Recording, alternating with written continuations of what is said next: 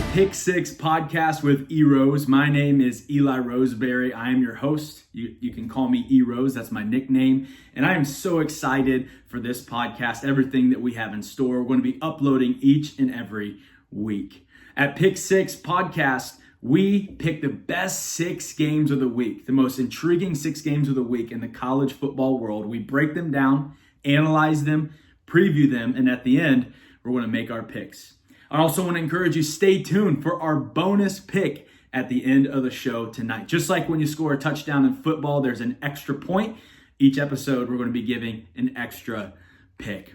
Let's go ahead and dive into game number 1. It's a noon game this Saturday. We have the University of Georgia, the Bulldogs, going in on the road to face the Mississippi State Bulldogs. So this is the battle of the dogs. We're really about to find out who's got that dog in them. We have Georgia with just 1 loss on the season, ranked number 5 in the latest CFP rankings. And then we have a Mississippi State who is 5 wins, 4 losses, barely above 500. But the interesting thing about them is they have been competing in a lot of their games this year. They took Texas to the brink. They've had several other games that really came down to the wire, 1 possession games. And here's what I wonder. Here's what I'm thinking when I look at this matchup. It's a sleepy game. It's a noon game. Is Georgia excited to be here? Are they excited to play this game? The question that kept coming up in my mind is this: could Georgia be looking ahead to their game versus Texas next week? I'm just wondering if they're looking ahead, if they're going to be sleepy, if they're not really going to be focused on Mississippi State. Because like I said, Mississippi State, they can go toe-to-toe with almost anybody. They're not the best team. They're not the most talented, but they can compete and they can give the Bulldogs some trouble, the Georgia Bulldogs some trouble. So here's how I have this game going down. I have Georgia. It's a close game for about the first 2.5 or 3 quarters. And then towards the end of the third quarter, I have the Bulldogs, Georgia Bulldogs, pulling away for the victory over Mississippi State. So that is our first pick. Georgia Bulldogs continue to compete for the top spot in the SEC. Game number 2, another noon game, is the Indiana Hoosiers at the Penn State Nittany Lions. Now, this is an interesting matchup. This is one of the top 6 games of the week, not because Penn State's great, right? We've seen what has happened to them, but because Penn State has talent, right? They've lost their last 5 games. They fired the coach, James Franklin, which I don't think was a terrific idea, in my opinion. Their quarterback is hurt. Drew Aller's out for the rest of the season. They're going with a backup quarterback, and they've lost 5 straight. And so the question about this game is, can they still compete? They have the talent. They have good running backs. They have somewhat decent receivers and a good defense. Can they still get up for a game? Can they still compete? I know the season's lost. I know you're not going to the playoffs, but can you go toe-to-toe with Indiana? Now, something about Indiana, they are a dominant team. It seems that they are on a collision course with Ohio State in the Big Ten championship, but I'm interested to see this matchup. I want to see how Fernando Mendoza, Indiana's quarterback, I want to see how he does against this defense. Really, throughout the whole season, he's been picking defenses apart, having his way pretty much the entire season. And so I want to see how he does when he goes into Penn State. You know, I mean, that's a tough place to play regardless of the record. So I think it might be a close game till half, much like, Penn State and Ohio State last week. But then I think Indiana's going to come out at halftime. I literally think they're going to blow the doors off of Penn State. So go ahead and give me Indiana in that game. Close game at first, but truthfully, by the end, it shouldn't be too close. Probably 45-17 type of game. Not close at all once it's all said and done.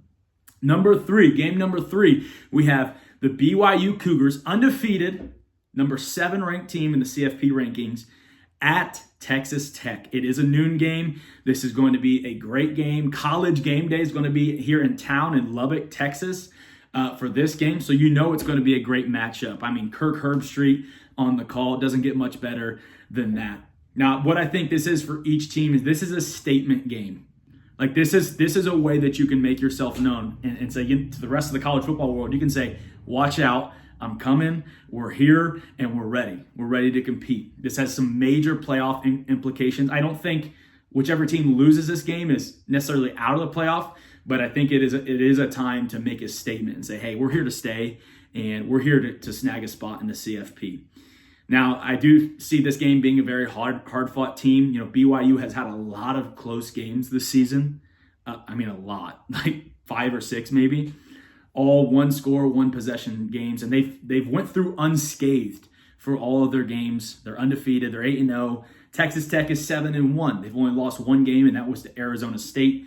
Absolutely crazy ending to that one. However, when it's all said and done, it is going to be a close game. It is going to be down to the wire. But I do think Texas Tech is the more talented team here, and I think they win. Here's my prediction. I think they win with a walk-off field goal to win the game. Probably the fans are probably rushing the field. It's going to be crazy. They're going to be the talk of the Big 12, potentially the top contender for the Big 12 championship after this game.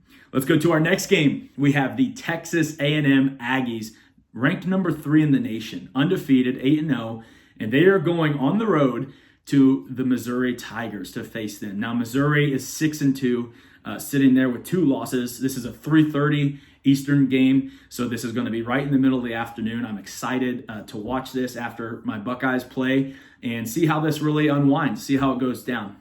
Like I said, Mizzou has 2 losses, but they're both very, very tight games. They lost to Alabama by a field goal. They barely lost to Vandy. That was a crazy game. Their quarterback, Bo Pribula, hopefully I'm saying his name right, Bo Pribula, he got hurt during the game. Looks like he's out for the rest of the season. So there will be a backup in the game. So it's going to be an interesting game. Now, A&M has Marcel Reed. He's been a strong power, and he's been bringing this team up from the ashes, really, in the SEC. And truthfully, I believe in Texas A&M. I think they're a great team. They've had a great start to the season. Mike Elko is a great coach. I've been watching him and following him since he was coaching at Duke a few years back with Riley Leonard, and he's done an outstanding job here. Very talented team. And let's talk about their talent.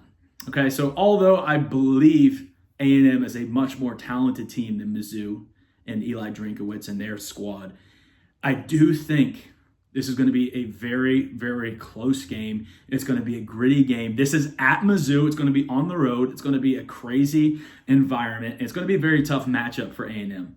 So this is by no means a give-me game. Like, this is going to be close. I see it being a one-possession game. And can I be bold right here? I'm about to be bold. Upset alert. Here's what I have. I have Mizzou at home taking down one of the, I think, 4 undefeated teams, unbeaten teams in college football Division I with their backup quarterback. I think A&M has certainly shown some signs of weakness throughout the season. So we're going to see how they hold up. We're going to see if they're for real, for real. I know they're for real, but are you for real, for real? Can you go through the season with 1 loss or maybe even being undefeated? We're about to find out at 3:30 on Saturday. But give me Mizzou with the upset. I really think they got a great chance to take down A&M at home this weekend. Let's get to our next matchup. It is really, in my eyes, the most intriguing game of the entire weekend. Now, this might not be a universal fit. A lot of people think BYU and Texas Tech is great. I agree. A lot of people think that matchup I just mentioned, Texas A&M versus Missouri, that's also really close, really high up there for one of the best matchups. But this is my game of the week, okay? My game of the week is number 9 Oregon, sitting in at 7-1, so only 1 loss to Indiana. They're going on the road to number 20 Iowa at Kinnick Stadium. It's going to be crazy. Iowa is 6-2, but this game is at Iowa. This is a very, very tough place to play. Iowa's been playing good football. Oh, and did I mention the weather's going to be terrible? Like, if the forecast holds up, there's going to be sleet, there's going to be rain, it's going to be bad. So, Iowa doesn't really throw the ball much anyway, so it's not going to affect them a whole lot. Now, how will this affect Oregon? That's the question. How will this affect Dante Moore and their squad? I think Iowa is a tough team. Both of their losses this year have been by 1 possession. They lost to Indiana. It was like 20-15 at the end of that game. Indiana's one of the top teams in the country. They know how to hold up. And, a few weeks back, they skunked Wisconsin 37-0. Great game. And really, their last game 2 weeks ago, they blew the doors off of Minnesota. I believe it was like 42-3 or 41-3 or something crazy like that. Iowa was playing some good football. I think there's a lot of people sleeping on Iowa, doesn't think they can compete, doesn't think they can get up for this and show up. I think they're about to be proven wrong. I really do. Not to mention, Iowa had a bye week last week. So they have an extra week to prepare for the Ducks at home with bad weather. They're already playing good football. This is going to be an interesting game. It really is. I want to see how Oregon holds up on a crazy road environment with potential bad weather. Oregon's a really good team. They are. Dan Lanning has done a great job with that team. Dante Moore is certainly a talented QB. He's been playing very well, well enough to be in the top 10 for the Heisman race, I would believe, for this season. However, given the weather conditions, it being on the road, Iowa's a tough team, always plays good defense. I think this game's going to come down to the wire. And another upset. That's right, 2 upsets in this episode, in this game of the week, in my opinion. I have Iowa taking down Oregon and handing them their second loss of the season, which will certainly make the playoff race very, very interesting in the Big Ten, seeing if Oregon's on the edge, maybe on the outside looking in. But give me Iowa. Iowa with a big upset. I think this is going to be a monumental game. I wouldn't miss it for the world. I will be watching. And our final game, our final pick of the day, is a big game. It's a rivalry matchup. It's LSU at Alabama. At night, this is a night game in Bryant-Denny Stadium. So LSU is going on the road. Obviously, you and I know that LSU is fresh off of firing their head coach, Brian Kelly. So I'm sure they're a little down. I'm sure morale is low. But we're about to see how they respond. I'm interested to see how they respond with this adversity that their team is now facing, not having a head coach. Something I have learned is this. It's particularly from leadership expert Tim Kite. He says E plus R equals O. The E is the event, right? Here's the event. Your coach got fired. The R is the response. The R is everything. How do you respond to it? And the O is the outcome. We know the E. We're about to find out the R, which is going to impact the O, the outcome of this game. How does LSU, how does their team, how does their coaching staff respond to everything that's been going on? That's what I call the R factor. We'll see. We'll find out Saturday night. Even though LSU is coachless, I still think they will get up for this one. I still think they're going to show up. They're going to be hyped up. This is always a big game, LSU versus Alabama. I've always watched this game on my TV since I was a kid. I'm a Big Ten guy, but I can respect the SEC in this matchup, in this game. So I think LSU is going to get up for this. They're going to give them their best shot. They're going to throw the kitchen sink at Alabama, and we're going to find out. However, altogether, I think Ty Simpson, the Alabama quarterback, and that Alabama offense is just going to be too much for the Tigers to handle. I think they're going to overtake the Tigers. And really, I see them just not able to compete with Alabama. So my pick is going to Alabama. They're going to win big by 3 scores, 38-17 over LSU at home. Also, this is our last pick, our bonus pick today. Our bonus pick is going to be a game you would not think, a game that you would not expect. So me, if you see the background, it's all Ohio State stuff. I'm a huge Buckeyes fan, right? So we're going to pick the Ohio State at Purdue game. Now, obviously, with being the Buckeyes at the Boilermakers, the Ohio State is 8-0. Purdue has only had 2 wins, and that was the first 2 wins of the season, first 2 games of the season, right? They're 2-7. Obviously, not picking this one outright. That's a layup. That's an easy choice, easy decision.